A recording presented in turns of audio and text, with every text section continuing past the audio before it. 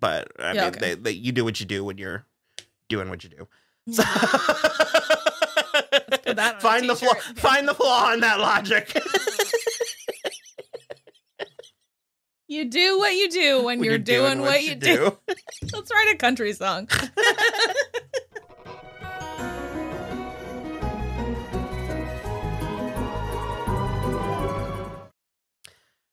Hello, everybody. I'm Will. And I'm Kristin. And this is how I'm watching Desperate Housewives, Season 1, Episode 14. 13. Your fault.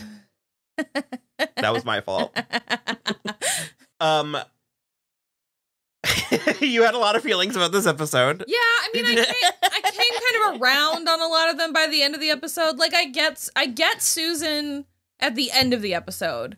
At the beginning of the episode, she's going too hard. She is. And that is something that Susan is wont to do. However, as has been the case for the previous 12 episodes, I'm going to defend Susan a little bit.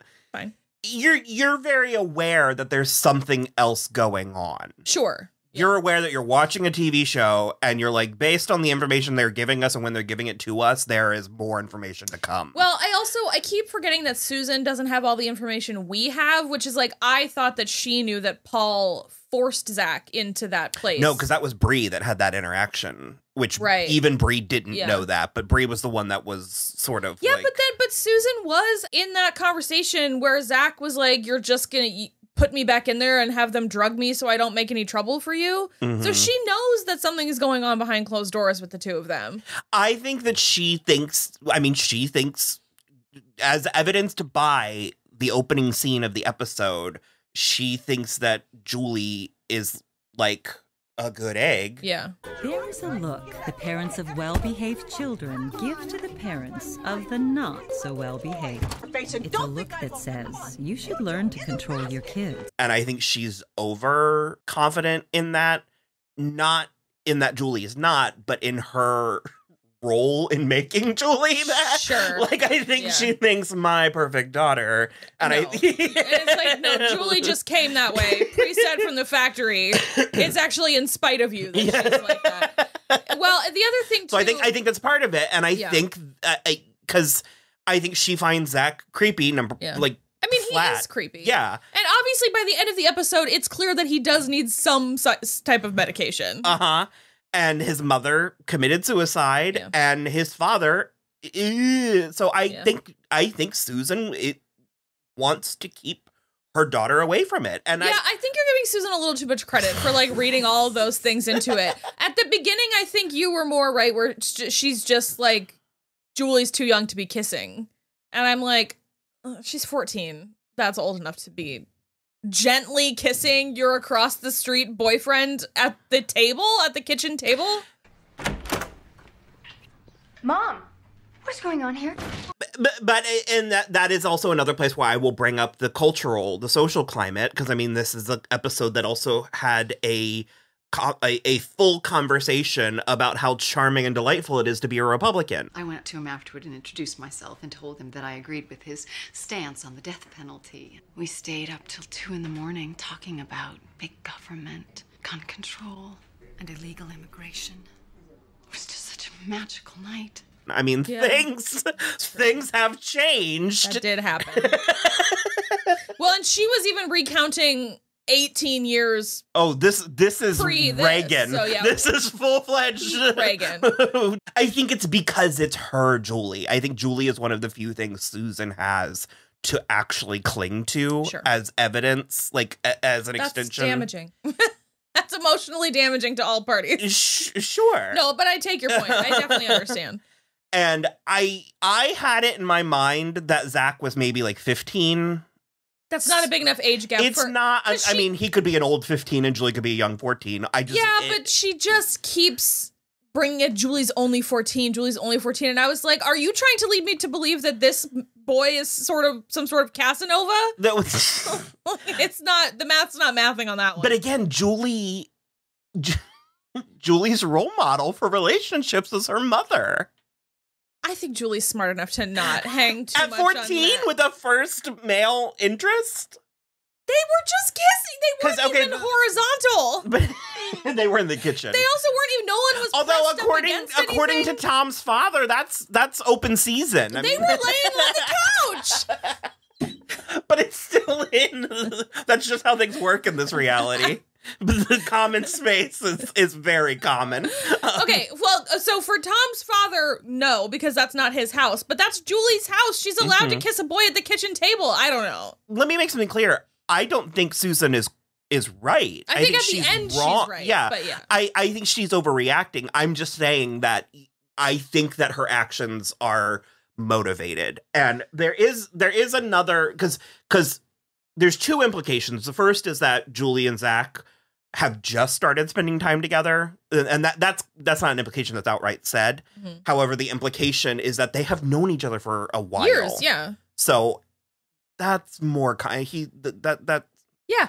To be expected. Kissing the boy next door, like I don't know. And again, you were, because I was 13 or 14 when I had my first kiss, and you were like, yeah, but your parents didn't walk in on it. Like, your parents didn't know about it. And I was like, well, I mean, we got into a fight one time on camera because the roles were reversed, where you were like, I wasn't allowed to date, and I mean. So it's a thing. I mean, they made an exception because I got a boyfriend, and I was only, I guess I was 15 by that point, but I wasn't supposed to start dating until I was 16, which I always maintained was weird because I was a year younger than everyone in my class, and so I wouldn't have been able to start dating until over halfway through my junior year of high school, and that seems crazy to me. So I would have missed out on both my high school boyfriends. Well, it's arbitrary rule. When I mean, what difference does 16 make? You know what I mean? Like, 16 makes no difference. I found it interesting. Yeah. I'm trying to think. Did we hit all by the end of it, Zach has like totally freaked out on Susan, and it's after Paul has also menaced Susan at the dance. Paul, I am so sorry. Thank you.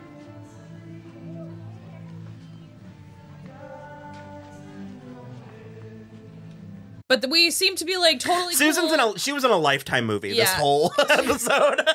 It can't happen to boys. But it can happen to a boy. So you thought. Good boy, Tanya. Tanya. I've been getting like, my algorithm on TikTok has been giving me like a lot of Bill Hader videos. So I've just been like seeing tons of Bill Hader stuff. It's so good. The meme. Yeah, I get the meme a lot. I've gotten a lot of stories. I got the story about him working on South Park, making the fish sticks episode. That actually, I'll say it now because you said South. I love. Yeah. But with Gabby's plot, that South Park does a teacher sleeping with a student episode, and it's very funny. Yeah. Because it's Ike, who is I always get. I'm already devoting too much time to the South Park story. It's like a kindergartner that the teacher is sleeping with. No. Well, they like are in elementary school. Yeah. Right? Yeah. So it's like the little baby that she's taking a bath with, singing Afternoon Delight. And all of the other cops, when they find out, they're like, nice. Hello? Hello? Oh, God, I'm sorry. I didn't mean to. I was looking for my brother. It's the Afternoon Delight that like took it too far for me. Regardless, so it's I actually like even forgot. So no, Paul was like also menacing Susan, and we've also decided that like everything's okay, and Zach will keep the secret, but they can't move, and also somehow Dana's not dead, is what Paul is saying. You didn't kill anyone. Dana is very much alive. Regardless, it's all very silly, but like when and Paul seemingly filled Zach in with something. Yeah. Maybe the truth. I remember what's happening, so I'm not going to say much more. But yeah, we didn't witness the rest of their conversation. And Zach, because we really go back and forth all over the place with Zach, because it's like, for much of this episode and the previous episodes, he's positioned in a sympathetic role. Yeah. And then he did this pull rank thing again. And it's like... so he like goes over to talk to Julie because he convinces dad not to, or to unsell the house. It says sold. Well, no, he like, but that's what I mean with the pull rank, where he was like, I mean, he even stepped up on the step. Yeah. And the camera went Dutch. and again, frosty around the edges. And so then he goes over to tell Julie the good news, but like Susan says no, she's in the shower. And so they get to talking, and Susan is like, I just want you to know that like I have to protect Julie, I need her to be safe or whatever. And he's like, you think she's not safe with me? And then he flips out and like shifts furniture around. Listen, I know being dramatic is the birthright of every teenager, but come on. Why are you laughing? Do you think this is funny? And Susan is like, get the fuck out of here. I always loved that her, thank you for making this easy for me. which is great. And then by the end, I'm like, no, you're correct to do all of this. He's volatile. Yeah. And again, that's where I was like, maybe you do need some medication. Not as much medication, but some medication. So I mentioned the opening scene, and it's something that the show does that I like a lot, because these four women are so frequently presented as a united front. Yeah. That I love that the show will every so often depict little like slights and infights amongst them. Yeah. Because that's very authentic for friends and neighbors and stuff. Specifically, so far we've gotten the majority is Lynette and Bree, like fighting kind of with each other, and then we had the butting heads, and then we had the one Susan and Gabby when Susan found out about Gabby's affair. But this Susan and Lynette thing was like pretty solid. I liked it quite a lot. There is also a look the parents of not so well behaved children give to parents like Susan. It says, "Welcome to the club." But it's things like that are really, I think that was sort of the authenticity that was new and fresh and exciting when the show was airing. Yeah. It was the little moments like that made it authentic. I'll tell you something else too, because in addition to Bill Hader content, I've been getting a lot of, for some reason, Sex and the City content on my TikTok.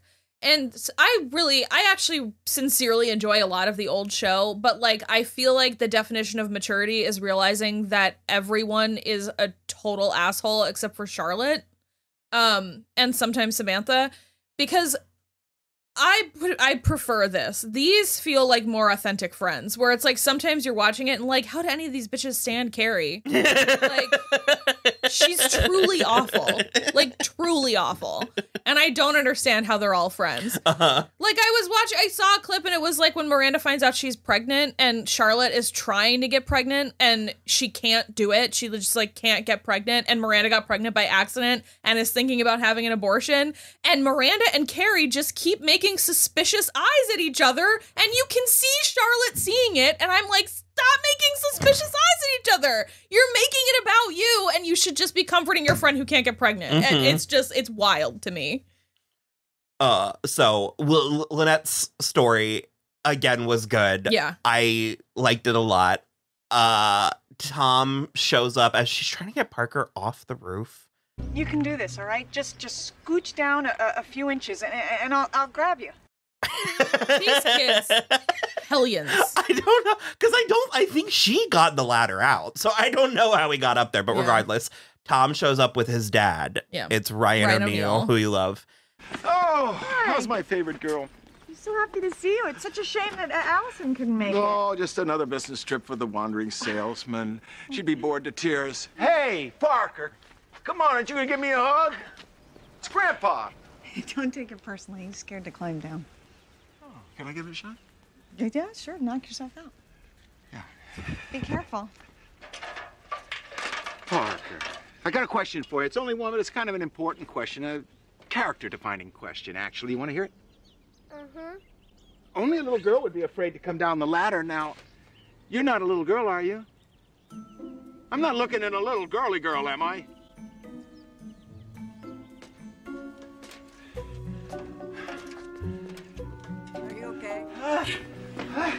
Come on. Wow, you got him down. Come on. How do you do that? Sexism.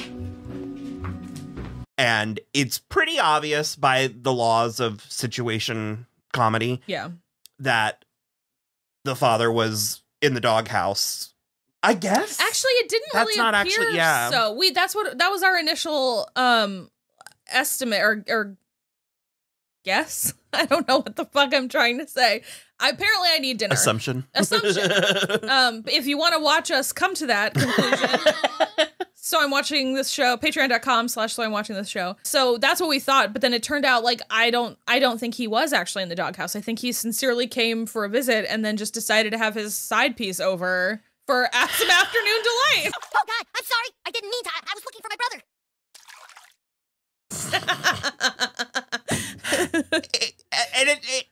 It's fine. I'll let it because it's how the episode happens. But just so stupid. Why on earth you would ever go to your son and daughter-in-law's house and then bring your, I'll go ahead and say appropriate girlfriend. No, she was age appropriate at least, for sure. Bring your appropriate girlfriend over to make out on the couch. Hi.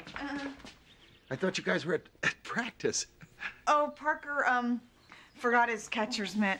Like that is... Okay, so that's the other thing too, because he has a guest room. Mm-hmm. So, like, go to the guest room. Because also, I didn't like the implication that, like, layers had come off.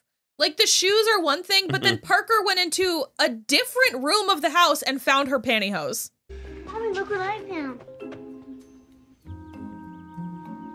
I'm sorry. I don't like that. Especially because she was wearing slacks. I think she was. I couldn't get a full picture of her, but she seemed like she was wearing pants. And so in the first place, why are you wearing pantyhose under your pants? That's psychotic.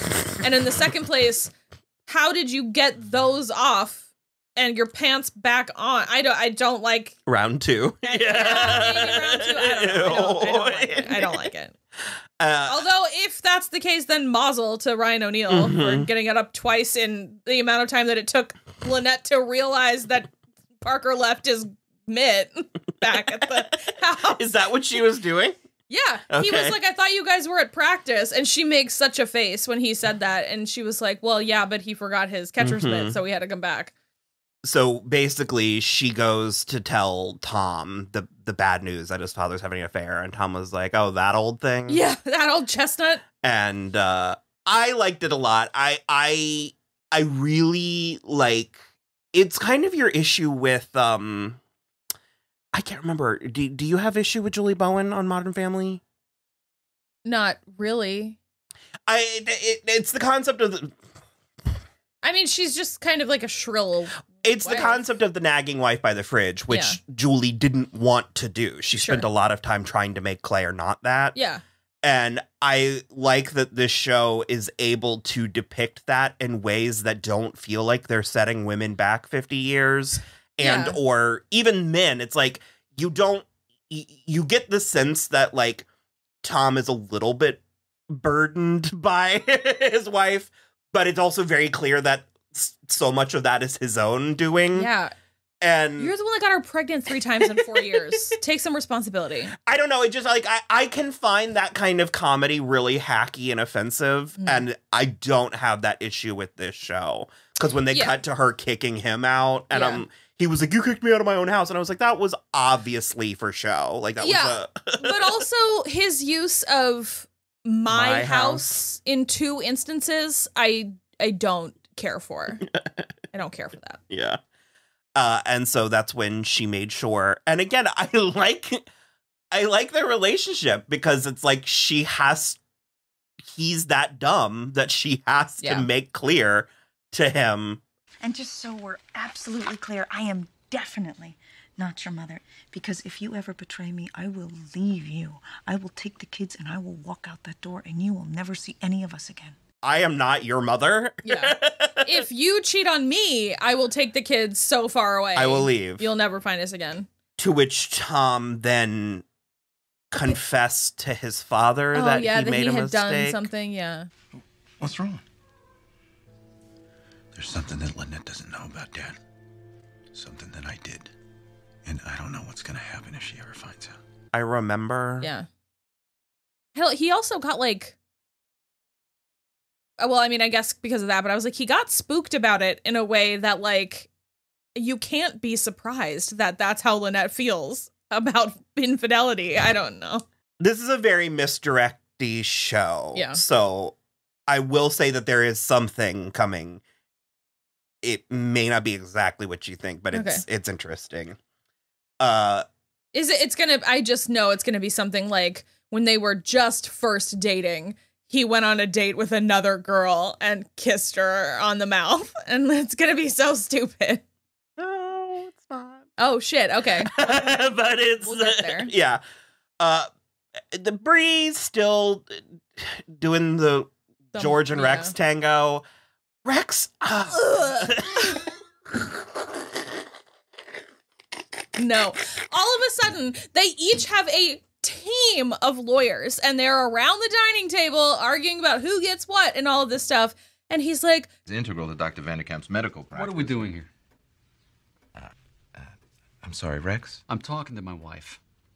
Surrounded by lawyers, dividing up our stuff. I don't want this. I thought I did, but I don't. Come on, baby. Let's just send him away. Don't you just want to forget it and, like, stay married? And she's like, I want the country club membership. Rex is terrible at tennis. And he hates buffets. Okay. I just fuck around and find out, dude.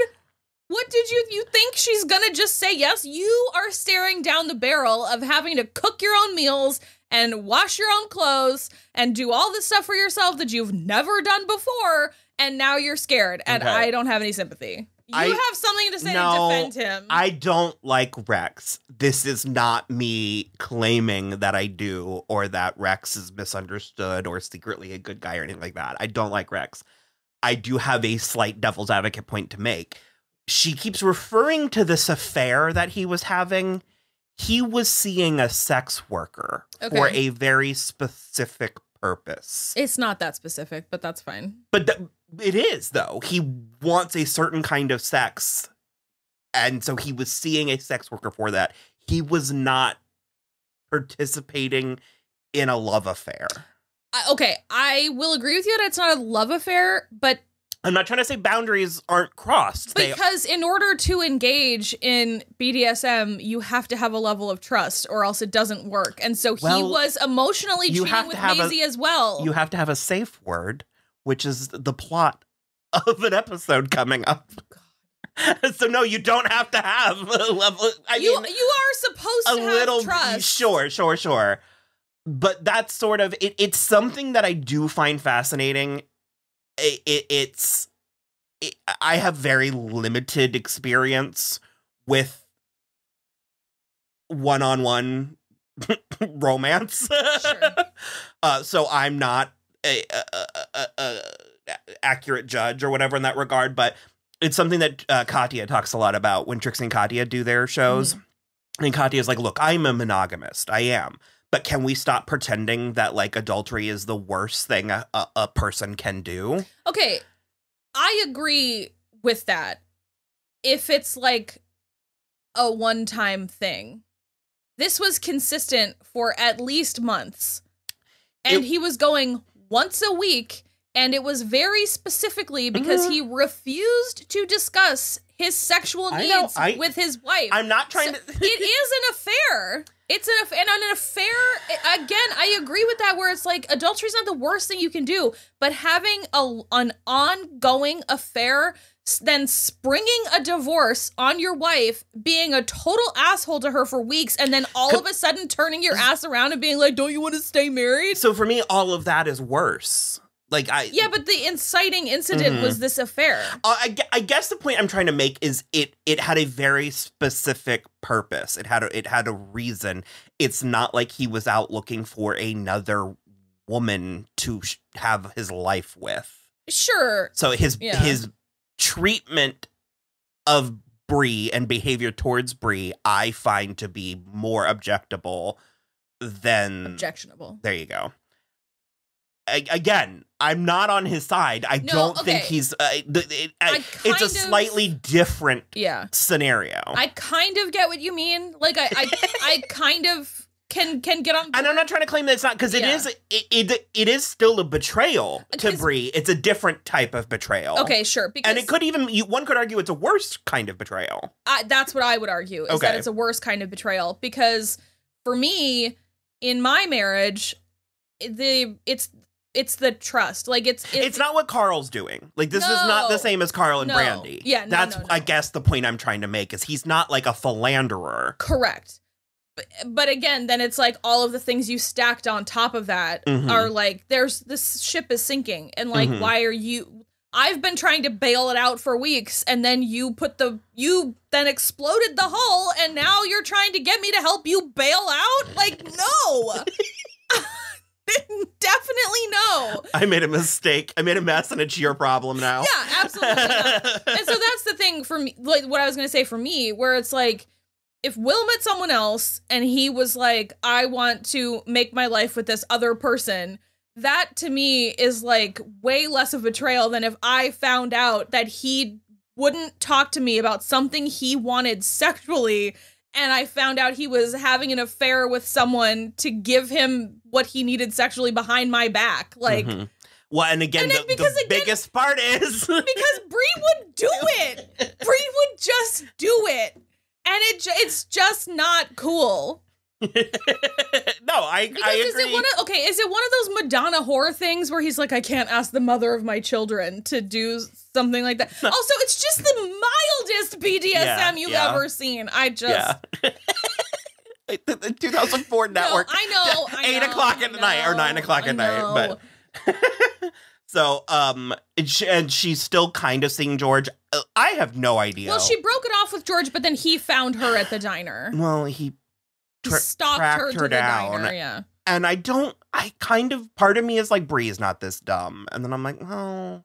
Well, she did mention in the last episode that she is heartbroken. So she is like still dealing with the emotional ramifications of Rex wanting this divorce and everything. So I think, in her muddled mind right now, sure, she can be this dumb for now. She just knows, she has to know the effect she has on George, and then to be... Well, because when they were having that conversation, she asks him some question, and then she was like, she says, what should I do? And then she was like, I'm so sorry, that was so insensitive. I know how you feel about me.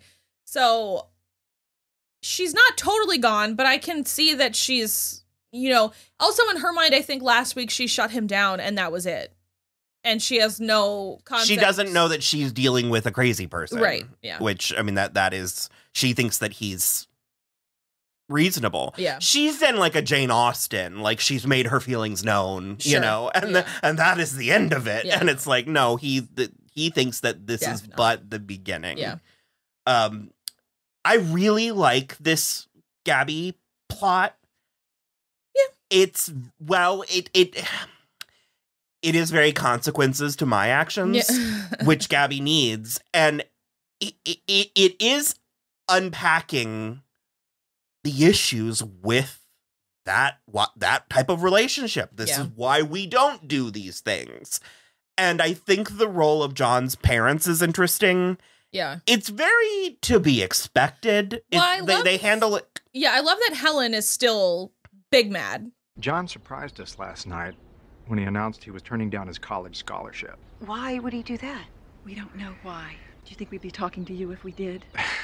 You'll have to forgive my wife. She's still upset over the whole, statutory rape thing. Helen. What do you want me to do? He's refusing to talk to us. If you could just convince him that he's making a big mistake. John and I made a clean break. I think it's best that we just keep our distance. Please. Last week he turned 18 and moved out of the house. We're stuck. I'm sorry. I'm so sorry. I just can't handle this right now. I have my own personal things going on. My life is falling apart. I don't care. Helen. Look, we haven't gone to the police about what you did, but that can easily change. I'll see what I can do. Good.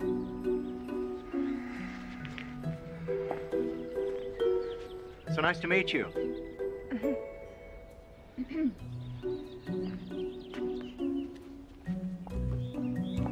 Big mad about it. That makes a lot of sense to me. It checks out that she would be more angry than the dad, which his name is Bob.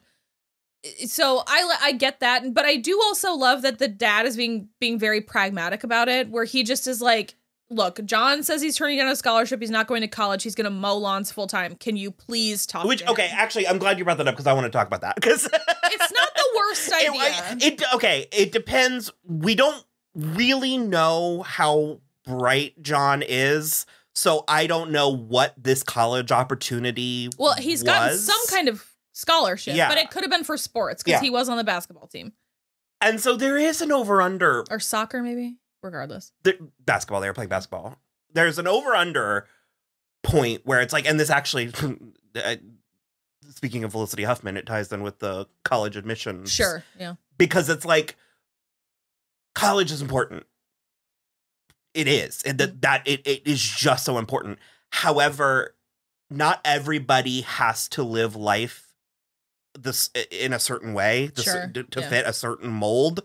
And for someone like John, maybe a better life decision is starting your own business. Yeah. Like if it's something that you are capable of doing and seeing through, there are very few ways to make actual money in this world, and that's one of them. And honestly, you should be going to a trade school. Kind of. And secondary to that, if there's one type of schooling that is flexible enough that you can also manage your own business, it's college. You can schedule your classes almost whenever you want. He could get a business degree. I mean, I don't think it's unreasonable to think he could do both. Because, and the reason why I brought up the college admission scandal was because Lori Loughlin's daughter was a very successful... Like, she could have got in anyway. No, but she was a successful media personality. She was a successful influencer. She met people, she had deals, she had opportunities, and there's an assumption that she's going to pursue this from a proactive place and not just party it away like society people do. But it's like, in getting her into college, she lost all of that. Yeah. So it's like, why would you turn down? Which also sucks. Like, if she didn't know her mom was doing that blows. Like, then that's not. And so the thing is, it's like, we are so programmed to feel certain ways about certain things that it's like you ruined your daughter's future trying to provide a future for her. Yeah. Because... Like, did she need to go to UCLA? No. Like, no. I don't think so. And does she need to do it now? Because you even said, it's like, that's the kind of thing that it's like... And again, I'm very pro-college because my brother didn't go to college.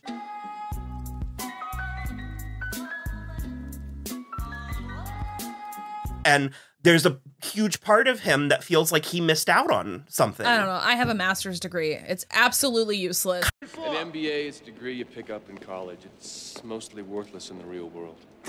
Kind of. Yeah. I mean, I'm not trying to say screw college kids, it doesn't work, but I'm just like... But do you know what the entire world is missing?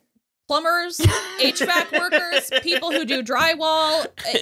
Get into construction. There's money there. And so, anyways, that's just a personal kind of thing. So I will say that I liked the experience of college, getting my bachelor's degree.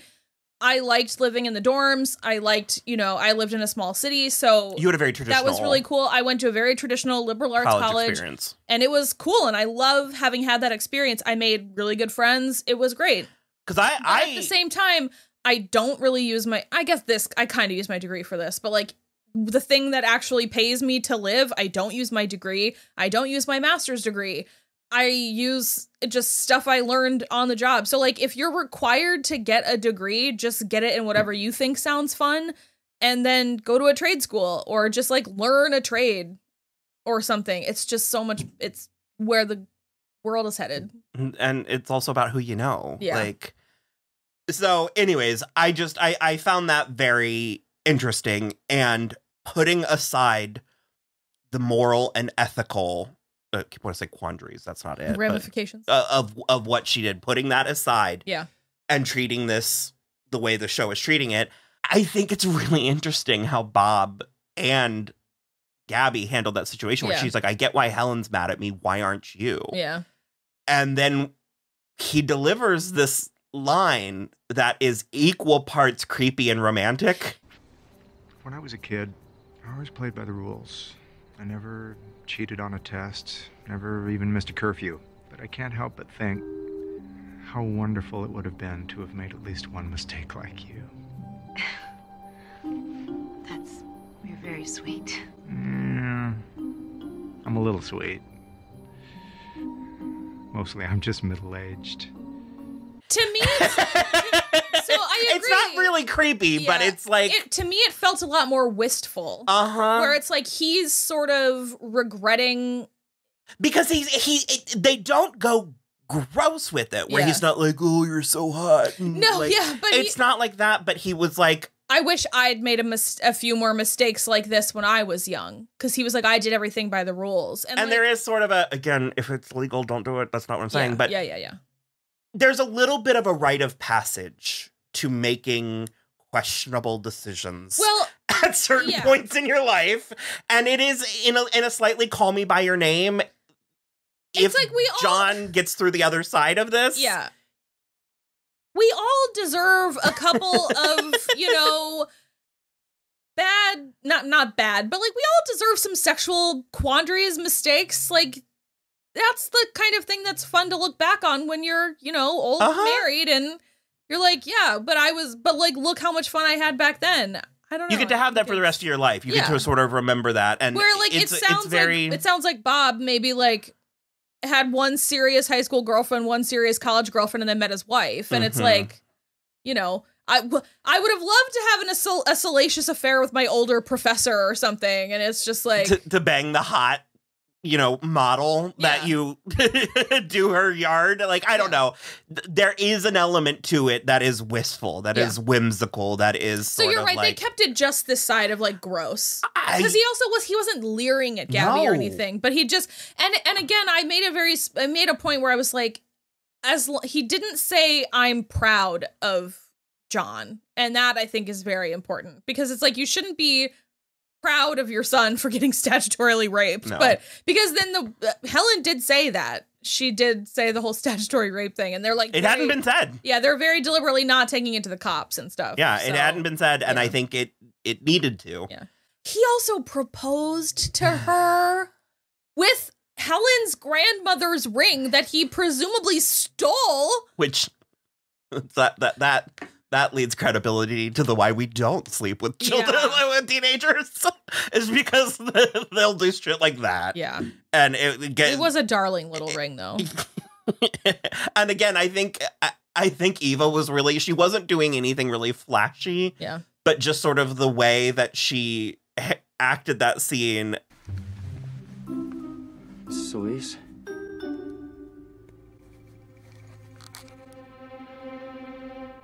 Will you marry me?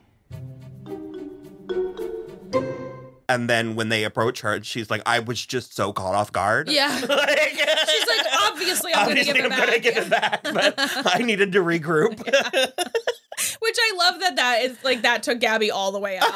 She just was she was just in his terrible room with... at his apartment that he presumably shares with multiple... With Ryan Carnes, because we met the guy that like met her at the door and like looked her up and down. Hi, I don't know if I have the right address. I made a comment about that in our watch along. Speechlessly, by the way. He couldn't believe it.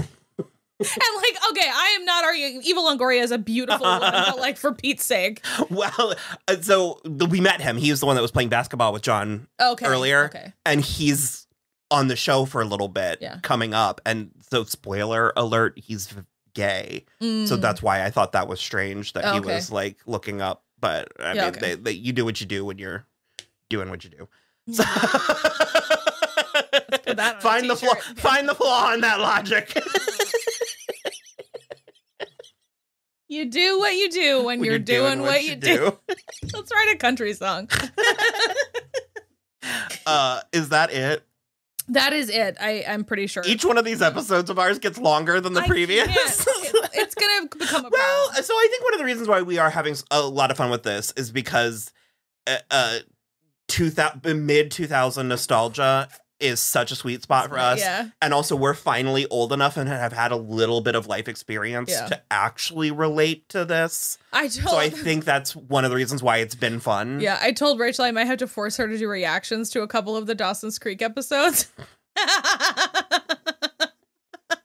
Yes. I was like, I'll pick and choose some, but I think it'll be fun. The issue with reactions, we're kind of doing it. We've mentioned a few times, but we are watching this show on camera. Yes. Yeah.